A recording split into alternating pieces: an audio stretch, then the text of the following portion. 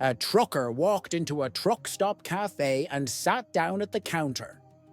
When the waitress, a brand new blonde, came over to take his order, he said, "I'll have 3 flat tires, a pair of headlights, and a couple of running boards." Not wanting to seem clueless, she went back to the kitchen and called out to the cook, "There's a guy out there who just ordered 3 flat tires, a pair of headlights, and a couple of running boards. Does he think he's at an auto shop or something?" The cook chuckled and replied, "No worries, 3 flat tires are 3 pancakes, headlights are 2 sunny-side-up eggs, and running boards are 2 strips of crispy bacon." "Oh, got it," said the waitress, relieved. She thought for a second, grabbed a bowl of beans, and brought it over to the trucker. Looking confused, the trucker asked, "What are the beans for?" With a grin, she replied, "Well, I figured while you wait for your tires, headlights, and running boards, you might as well gas up." A woman asks her husband at breakfast time, "Would you like some bacon and eggs, a slice of toast, and maybe some grapefruit juice and coffee?" He declines. "Thanks for asking, but I'm not hungry right now. It's this he says. It's really taken the edge off my appetite." At lunchtime, she asked him if he would like something. "How about a bowl of soup, homemade muffins, or a cheese sandwich?" He declines. He says, "It's really spoiled my need for food. Come dinner time?" She asks if he wants anything to eat. "Would you like a juicy ribeye steak and some scrumptious apple pie? Or maybe a rotisserie chicken or tasty stir-fry?" He declines again. "No," he says, "it's got to be the I'm still not hungry." "Well," she says, "would you mind getting off me? I'm starving." A drunk gets up from the bar and heads for the bathroom. A few minutes later, a loud, blood-curdling scream is heard from the bathroom. Then nothing. But after another minute or two, another loud scream reverberates through the bar. The bartender goes into the bathroom to investigate why the drunk is screaming. "What's all the screaming about in there?" he yells. "You're scaring my customers." "I'm just sitting here on the toilet minding my own business," slurs the drunk. "And every time I flush, something comes up and squeezes the out of my privates." The bartender opens the door, looks in, and says, "You're sitting on the mop bucket." A father sees his son riding a brand new $200 bike. A father went on a 2-week business trip. He comes back home and sees his son riding a brand new $200 bike. Father asks, "Hey son, where did you get the money for the bike?" Son goes, "From hiking." "Hiking?" The father asks, "How do you get money from hiking?" Son replies, "Oh, Mom's boss has been coming over and gives me $20 to take a hike." A farmer was out plowing his field when his wife came over, voicing her frustrations about something or another. Moments later, one of the mules suddenly kicked out, knocking her over. At the funeral, the priest noticed something interesting.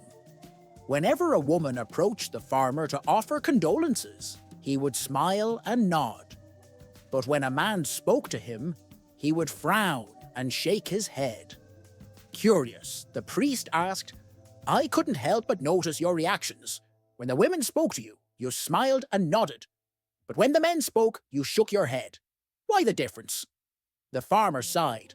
"Well, father, all the women kept telling me what a kind and wonderful person my wife was, and I couldn't disagree." "And the men?" the priest asked. The farmer smirked. "They all wanted to know if I was willing to sell that mule." An elderly man living alone in Manchester was struggling with his annual tomato garden. The soil was tough, and digging it up was becoming too much for him. His only son, Paul, who used to help him every year, was in prison at Strangeways. Feeling disheartened, the old man wrote a letter to his son. "Dear Paul, I'm feeling pretty down because it looks like I won't be able to plant my tomato garden this year. I'm just getting too old to dig up the garden plot. If you were here, I know you'd help me, just like in the old days. Love, Dad." A few days later, a letter arrived from Paul. "Dear Dad, whatever you do, don't dig up the garden. That's where the bodies are buried. Love, Paul." At 4 a.m. the next morning, CID officers and local police swarmed the property, digging up every inch of the garden. After hours of searching, they found nothing. Apologizing to the old man, they packed up and left. Later that day, another letter arrived from Paul. "Dear Dad, go ahead and plant the tomatoes now. That's the best I could do from here. Love, Paul." The local news station was interviewing an 80-year-old woman who had just tied the knot for the 4th time. Curious, the interviewer asked her about her life, her thoughts on getting married at this stage, and, of course, about her new husband's job. With a smile, she replied, "He's a funeral director." The newsman found this intriguing and decided to ask a bit more about her previous husbands and their careers. She paused for a moment, reflecting on the journey, and then, with a grin, began, "In my 20s, I married a banker. By my 40s, I wed a circus ringmaster. In my 60s, I found myself with a preacher. And now, in my 80s, I'm married to a funeral director." The interviewer, surprised by the variety, couldn't help but ask, "Why did you marry men with such different occupations?" She chuckled and said, "Well, I married 1 for the money, 2 for the show, 3 to get ready, and 4 to go." Clifford and Daisy May were married for many years. Whenever there was a confrontation, yelling could be heard deep into the night. Clifford would shout, "When I die, I'll dig my way up and out of the grave and come back and haunt you for the rest of your life, old woman." Neighbours feared him. Old Clifford liked the fact that he was feared. He died at the ripe old age of 98. After the burial, Daisy May's neighbours, concerned for her safety, asked, "Aren't you afraid that he may indeed be able to dig his way out of the grave and haunt you for the rest of your life?" She replied, "Let him dig. I had him buried upside down, and I know he won't ask for directions." Chap goes into a bar and orders a vodka and coke. Barman serves him. Man drinks it, orders another. This goes on for a while, until the chap begins to slow down. Barman asks, "Is there anything the matter, sir?" Chap replies, "I had an enormous argument with the wife. She said she won't speak to me for a month. I have to sleep on the sofa." Barman says, "Best bet is to stop drinking. Go home and don't let this argument carry on past the first night. Nip it in the bud." Chap says, "You don't understand. This is the last night." A woman was driving down the highway about 75 miles an hour when she noticed a motorcycle policeman following her. Instead of slowing down, she picked up speed. When she looked back again, there were 2 motorcycles following her. She shot up to 90 miles. The next time she looked around, there were 3 cops following her. Suddenly, she spotted a gas station looming ahead.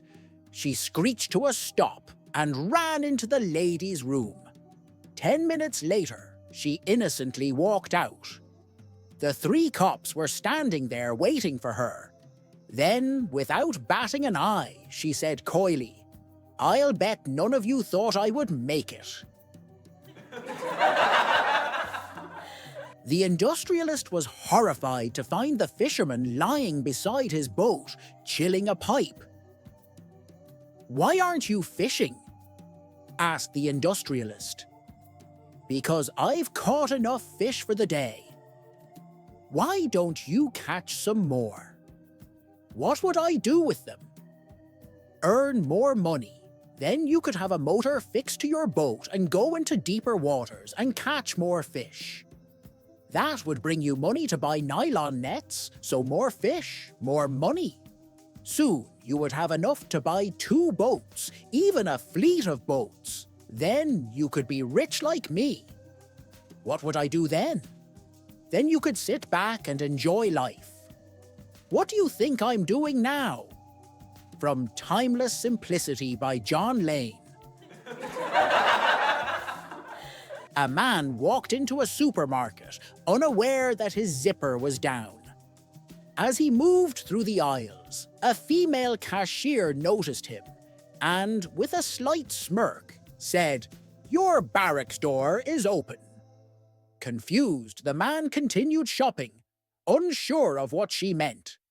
As he was nearing the end of his shopping, another man approached him and said, "Your fly is open." Feeling embarrassed, the man quickly zipped up and finished his errands. At checkout, he purposely chose the same line as the cashier who had made the earlier comment. He decided to have a little fun, so when it was his turn, he jokingly asked, "So, when you saw my barracks door open, was there a soldier standing at attention?" The cashier paused, then responded with a grin. "No, but I did see a retired soldier sitting on a couple of old duffel bags."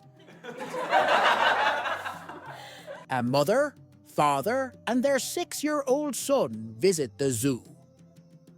While the father is in the bathroom, the son notices an elephant with something rather large hanging between its legs. Curious, he tugs on his mom's sleeve. "Mommy, what's that hanging from the elephant?" "Oh, that's its trunk, honey." "No, further back." "Ah, you mean its tail?" "No, between its legs. What is that?" The mother's face turns red. "Oh, that's nothing, sweetie." A little while later, the father returns and the mother heads to the restroom. Still curious, the boy asks his dad, "Daddy, what's that hanging from the elephant?" "His trunk, son." "No, further back." "You mean his tail?" "No, that thing, between his legs." The dad chuckles and says, "Oh, that's the elephant's private part." The boy pauses, then asks, "Then why did Mummy say it was nothing?" The dad grins. "Son, I have absolutely spoiled that woman." A few days ago, after wrapping up a meeting at a hotel, I gave myself a desperate pat down, searching for my car keys. They weren't in my pockets. A quick sweep of the meeting room turned up nothing. Then it hit me. I must have left them in the car. Panic setting in, I rushed to the parking lot. My wife has warned me countless times about leaving the keys in the ignition.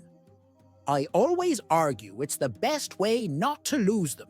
She, on the other hand, is convinced that one day I'll walk out to find a car stolen.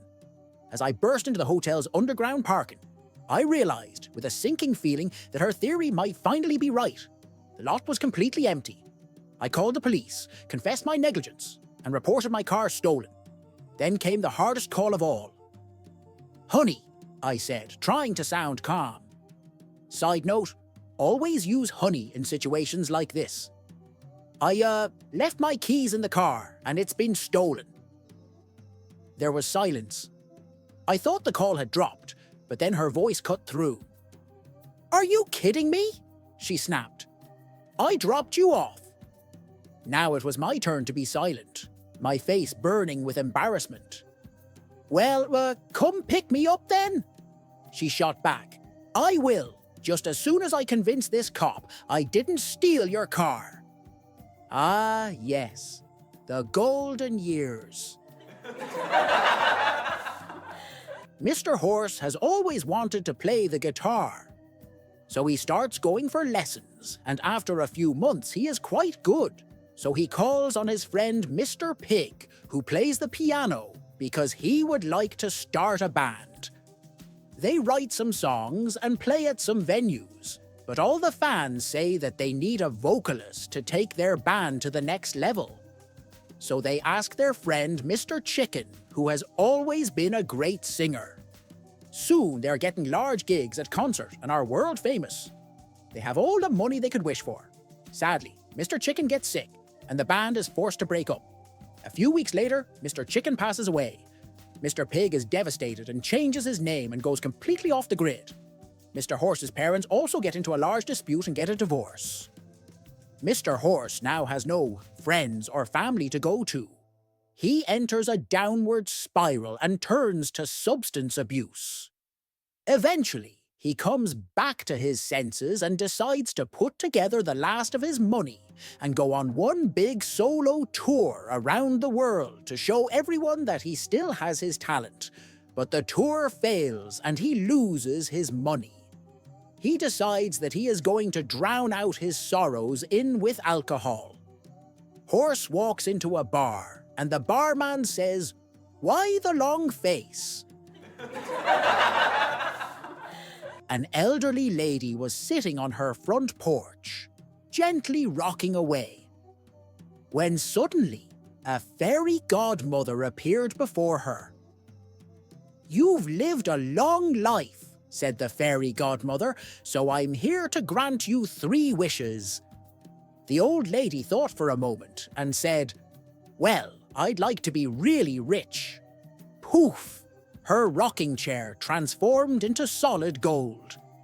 Excited, she quickly added, "And I'd love to be young and beautiful like a princess." Poof! She turned into a stunning young woman, radiant and youthful. "And for your 3rd wish?" the fairy godmother asked. Just then, the lady's old cat wandered by, rubbing up against her leg. She looked down and said, "Can you turn my cat into a handsome prince?" Poof! There before her stood a young man, more dashing than she could have ever imagined. He walked over to her, took her hand, and with a charming smile that made her heart race, leaned in close and whispered, "Bet you're wishing you hadn't had me neutered." An Italian father wants to give his son a gun for his 18th birthday. "As is tradition in Italy, I'm going to give you a gun for your 18th birthday." The father says, "But I don't want a gun. What about a nice watch? I would really like a watch, like a Rolex or something." The son replies, "Son?" The father sighs. "This is an Italian tradition. You're going to get a gun for your birthday." "I really don't want a gun. I want a nice watch." The son says, "Listen," the father says in a more serious tone, "you're going to get older and you're going to marry a beautiful woman. One day, you come home, walk into the living room, and she isn't there. You go into the kitchen and she isn't there. Then you walk upstairs to the bedroom and you're going to find your wife sleeping with your best friend. What are you going to do? Point at your watch and say, 'Time's up.'" A Swiss man looking for directions pulls up at a bus stop where 2 Englishmen are waiting. "Entschuldigung, können Sie Deutsch sprechen?" he says. The 2 Englishmen just stare at him. "Excusez-moi, parlez-vous français?" The 2 continue to start. "Parlare italiano?" No response. "Hablan ustedes español?" Still nothing. The Swiss guy drives off, extremely disgusted. The first Englishman turns to the second and says, "Maybe we should learn a foreign language." "Why?" says the other. "That bloke knew 4 languages and it didn't do him any good." Charlie, a new retiree greeter at Walmart, just couldn't seem to get to work on time. Every day he was 5, 10, sometimes 15 minutes late. But he was a good worker, really tidy, clean-shaven, sharp-minded, and a real credit to the company and obviously demonstrating their older person-friendly policies. One day, the boss was in a real quandary about how to deal with it. Finally, he called him in the office for a talk. "Charlie, I have to tell you, I like your work ethic. You do a bang-on job, but your being late so often is quite bothersome. Yes, I know, boss, and I am working on it. Well, good. You are a team player. That's what I like to hear. It's odd, though. You're coming in late. I know you're retired from the armed forces. What did they say if you came in late there? They said, "Good morning, General. Tea or coffee this morning, sir?"